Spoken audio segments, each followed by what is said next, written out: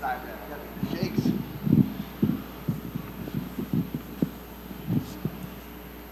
Well, first of all, congratulations. How are you feeling about a performance like that? Feeling amazing. That's a tough adversary in Brian Keller.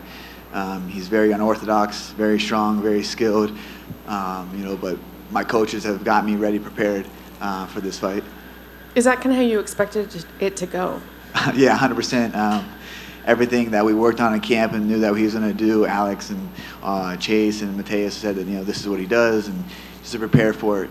But still, he was game. He was ready. He was hungry. So hats off to him. He was a great warrior tonight.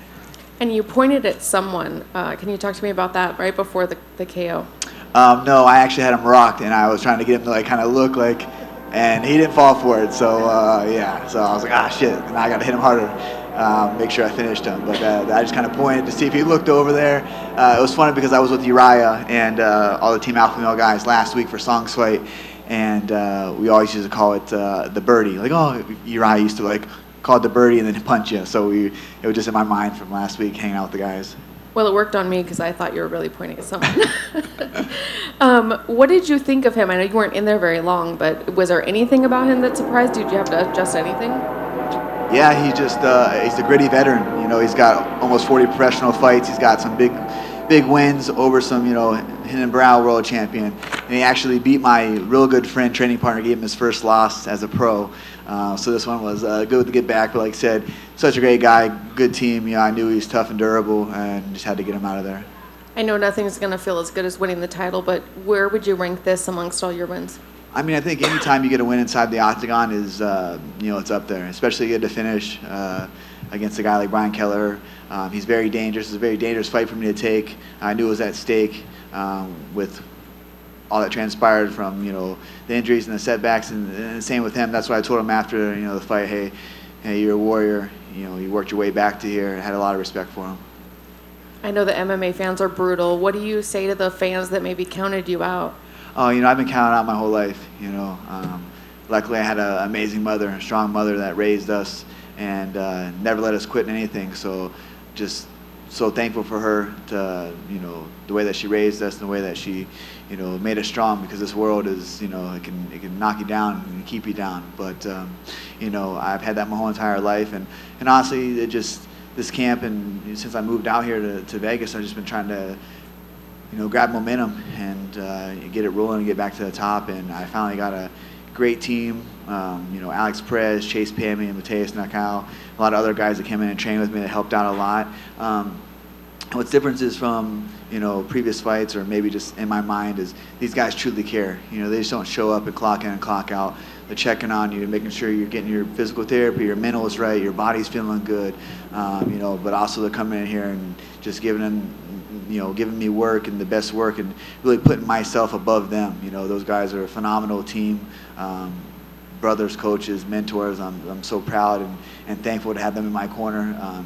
This last 8 weeks has been amazing. We've had a hard training sessions. We just stayed, consistent and stayed in the moment, and just look for the next best thing was coming out here and putting the game plan together and preparing like we did, and we got the win. I know you had a call out already, but when would you like to get back in there? Would you prefer that opponent, or would you prefer to fight sooner? I would love to fight Deiveson Figueiredo. I think that's a great fight. 2 former world champions. He's now at the bantamweight division. That's a fight that should have happened years ago. I was obviously taken out from COVID, but flyweight's not my weight. Bantamweight is. I feel really good here. So I would love that fight. I talked to Sean about it. He's all for it. UFC 300, I think that would be an amazing card to put us on, and something that excites me, gets me hungry, gets me motivated and driven to go on there and face one of the best flyweights that came up with the bantamweight, former world champion, like I said, and we're both on our way back to the top. That's what we want. That's why we're in this sport, is to be the best. And I think trailblazing through him puts me right to the top. Thank you. Cody, right here. Before your last fight, a lot of the narrative that you would bring up, especially in media today, was like you wanted to get momentum. Like momentum was the big word you kept bringing up. So since then, a lot more injuries and stuff, and you had to, you're on the shelf again for a bit. So what was the last several months like for you, given like you got the momentum back and then you hit another speed bump before the Bautista fight? That's just life. That's how it goes. Look at my career. I was you know, 6 fights in the UFC, world champion, 11-0. I had a, you know, amazing transcend to the top, you know, and some people don't ever get to that position in their life or their career.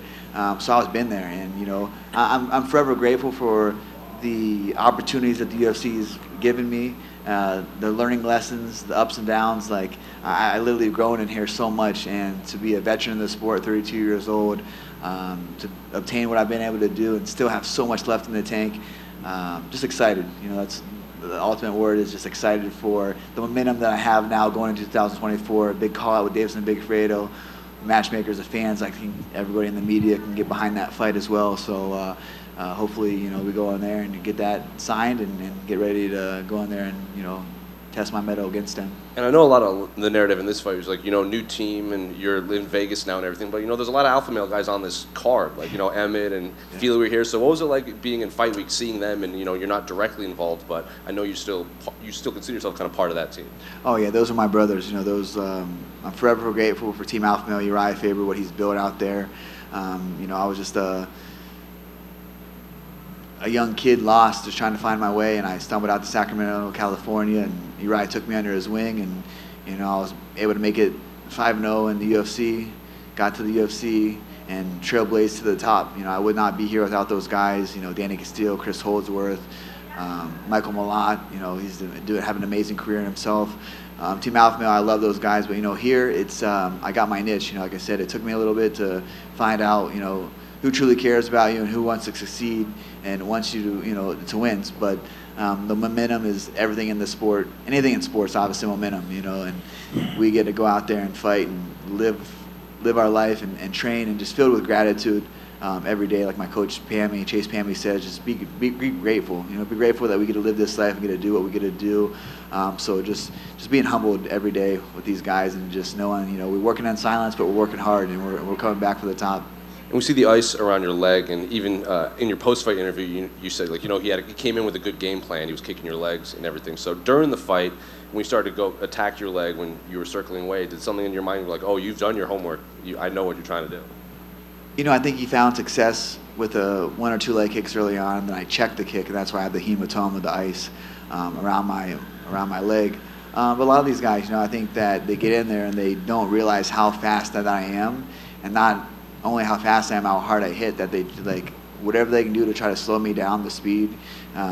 So yeah, he knew. That's what he said. He said hopefully that he could get in the second round and chop the leg a little bit more and more. But it wasn't the calf, wasn't the leg, it was just the shin. You know, I had a big hematoma. It was not sore during the fight, and really hurt me or had me, you know, less mobile. But you know, I knew I had to get him out of there. He was a tough, durable guy. I know once after I landed the elbow after the clinch that it was a little bit different in his eyes. You know, he didn't press hers forward much, and he was dropping his hands a lot trying to land that low leg kick. So I knew, you know, throwing the right hook would be there, and follow up left hook, and that's what I landed. What'd you make of his skullet? Oh, the skullet, man, yeah. You know, that's great. He's a character. You know, we had a little bit of like I said, I don't really know him before and never spoke to him prior. We didn't go back and forth in media. Like I said, I got a lot of respect for him, but we were standing yesterday before the, you know, ceremonial weigh-ins, and I saw that, and he had a nice little ice chain down, and I was like, man, he's trying to out-bling me, and, you know, so he's a good dude. Like I said, I got a lot of respect for him. He's came from, you know, injuries. I know how that is. It's tough, you know, and he's a 40-plus fight veteran, you know, has some big wins over some guys, and got a lot of respect for him and his team. Was that refreshing, not having to carry any, you know, like bad blood or the rivalry narrative that's kind of followed you for a long time against your opponents? You know, I think where I'm at in my life, I like to work. I love the sport. You know, I get it. Sometimes you got to sell the fights and go in there, and you're going to have an adversary that doesn't like you or wants to talk shit about you. That's how it is. But for me, I just want to go in there and work hard, devote myself, stay humble, be humble, and just keep collecting these wins, and, you know, going home safe to my family. Cody over here. This fight UFC's newest matchmaker, Joe, who won a sweepstakes competition and then got hired on by Dana. How were your conversations like with him when this fight was being made? Actually, I was at the UFC Performance Institute, and I was getting PT work done. Just got done with some training sessions.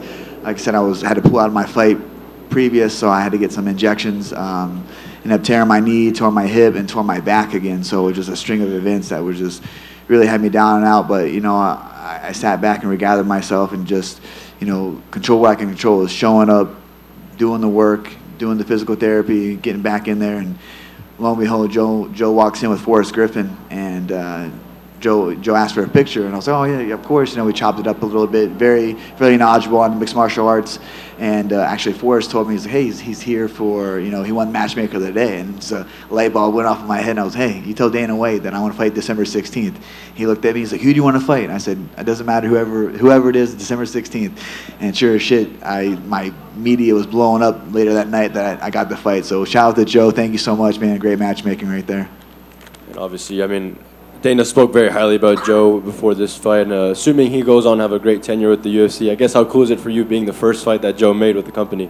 Yeah, that's. I would be so happy and thrilled for him and his family. He's truly an amazing individual. Hopefully he has a long, tenured career here with the UFC. And you're now on a 2-fight winning streak. How good does that sound given what you've been through recently? It's great, the highs is high and the lowest of lows in this sport, but you have to find that balance, You're never going to be too high off a win, never be too low off a loss. Just keep showing up, and, things will work out. And you mentioned there that Sean Shelby likes the idea of you and Figueiredo going at it, but in case Figueiredo gets someone higher ranked next time out, is there another name you'd like to face?